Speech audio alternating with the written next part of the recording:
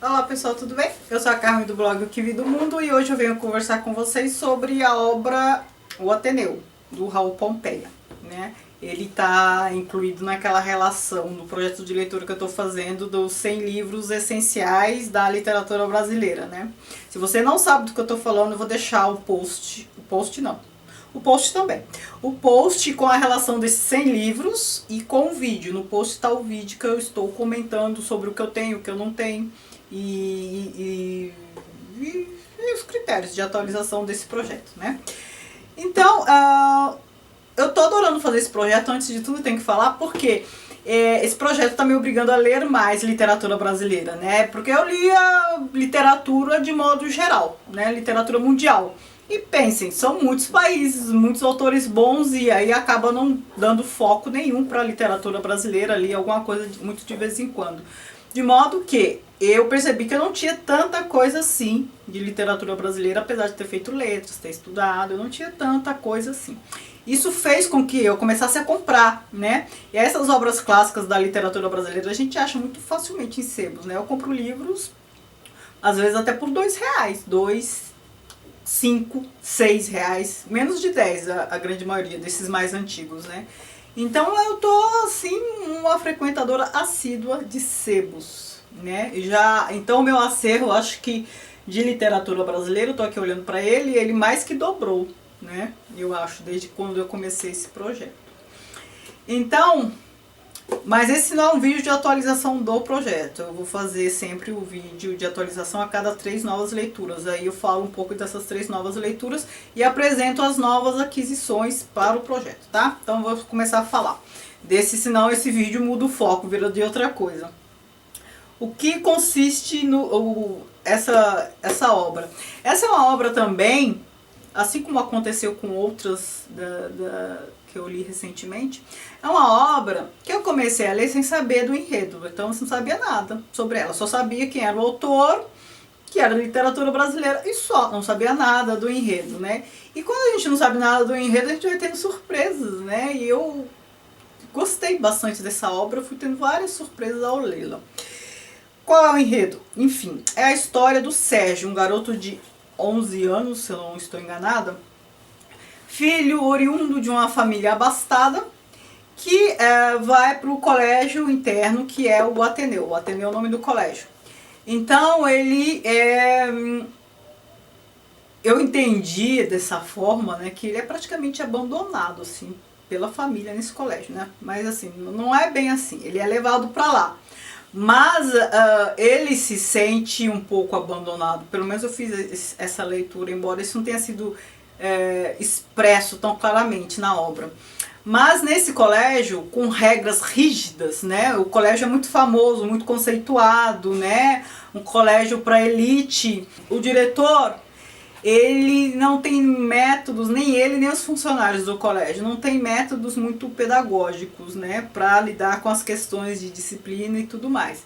Então, assim, era usada a palmatória e tal, recursos que eu acho que para a época era até natural, né? Hoje todo mundo condena esses recursos, mas se a gente pensar que essa obra foi escrita em 1888, ainda no período monárquico, pensem, era ainda a princesa Isabel, os escravos não tinham sido libertos ainda, né? Se a gente voltar nesse contexto, se a gente olhar para a obra sem fazer anacronismo, a gente não fica tão horrorizado com esses recursos, entre aspas, pedagógicos utilizados.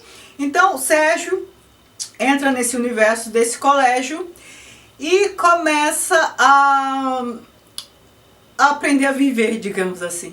Eu lembro que quando estava lendo, eu fui percebendo essa obra como um romance de aprendizagem, sabe? Aqueles em que a pessoa, normalmente o homem, sai da casa do pai, vai para a vida e vai aprendendo a viver, vai constituindo sua identidade com as lições da vida. É mais ou menos isso que acontece com o Sérgio, só que a diferença é que ele é criança e que ele não sai da vida, não sai livremente. Na verdade é o contrário, é o processo contrário. Ele é mais ou menos assim, enclausurado lá, né? É um ambiente fechado no qual ele fica. E ele vai... E eu digo que ele vai aprendendo a viver por quê? porque ele passa por várias fases aqui. Essas fases são marcadas por amigos, né? A cada fase ele está próximo de um amigo, né? Com o qual ele se decepciona muitas vezes, depois briga e muda, aí depois ele passa a ficar próximo de outro. E vocês sabem como é criança, né?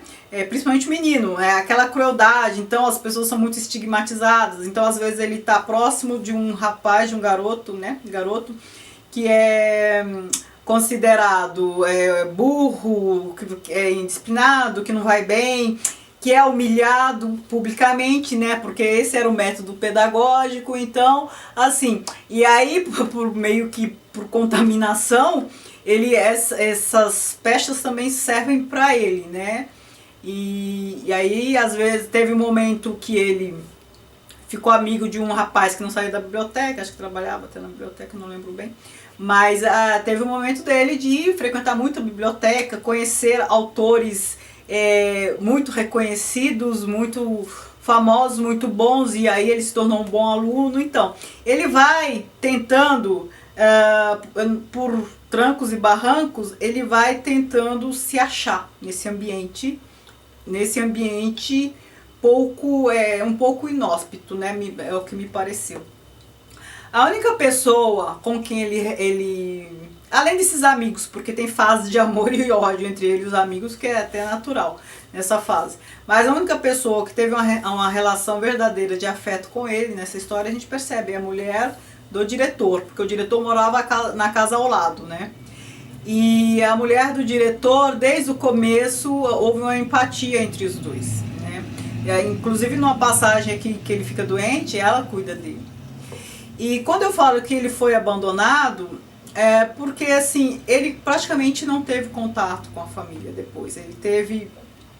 Ele teve alguns contatos com o pai, uma vez precisou do pai, o pai estava doente, enfim, ele não tinha a quem recorrer, ele não podia recorrer à família quando a coisa ia mal, né?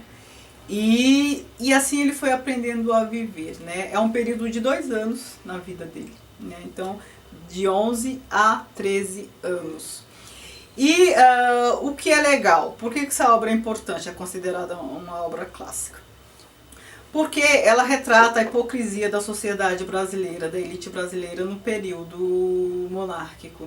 Então, esse colégio era super renomado, né, na época, só que ele vivia de aparências praticamente, porque as coisas que aconteciam lá dentro, aconteceu... Deixa eu ver aqui que eu posso falar sem dar spoiler.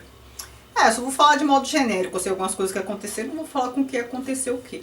Mas aqui tinha relações homossexuais, né?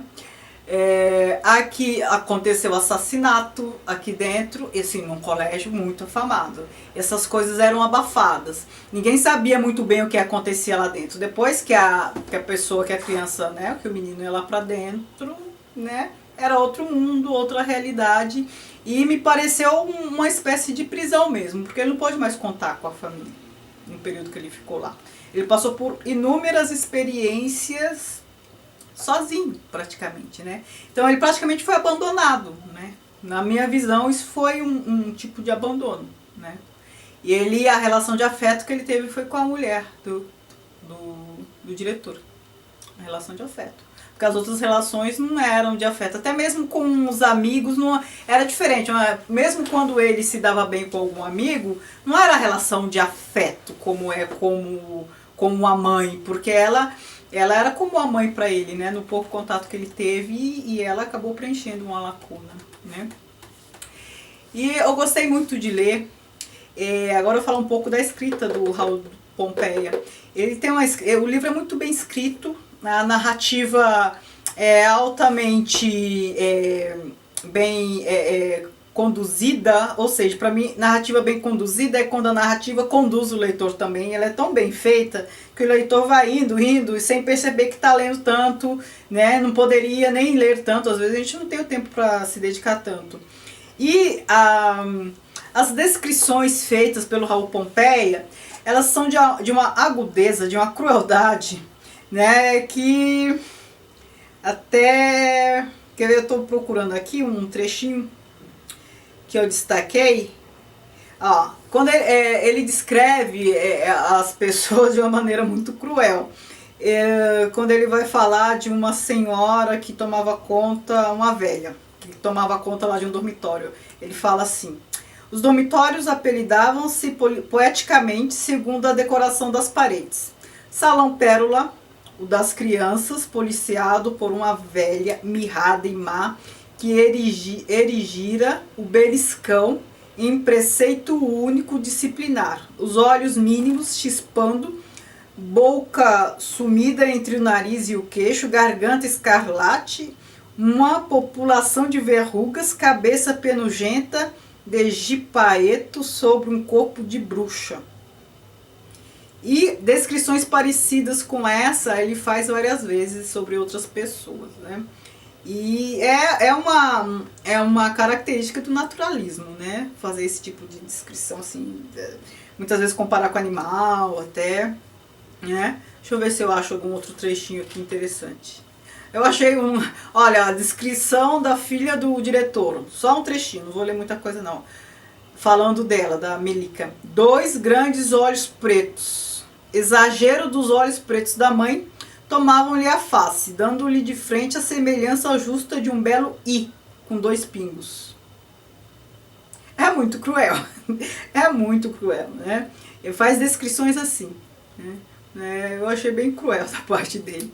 Mas é um livro muito bem escrito, é um português muito refinado, né? É muito bem escrito, as construções são muito bem feitas, né? Eu gostei muito de ler, né? Eu não conheço nenhuma outra obra do Raul Pompeia, né? Eu ouvia muito falar desta obra sem saber nada sobre ela. Eu ouvia falar referência de título e autor só, sem saber nada sobre ela. Eu me interessei pela escrita dele. Se eu achar mais coisa, eu vou procurar ler. Tá bom? Então, isso que eu tinha para falar com vocês sobre o Ateneu do Raul Pompeia. Tá? Espero que vocês tenham gostado. E se tiver gostado, por favor, curtam. Não se esqueçam de se inscrever, de compartilhar, né, de comentar. Eu preciso muito dessa interação com vocês, porque eu estou começando a gravar vídeos agora e, né, a gente precisa de um ânimo para continuar. Tá bom? Obrigada. Tchau, tchau.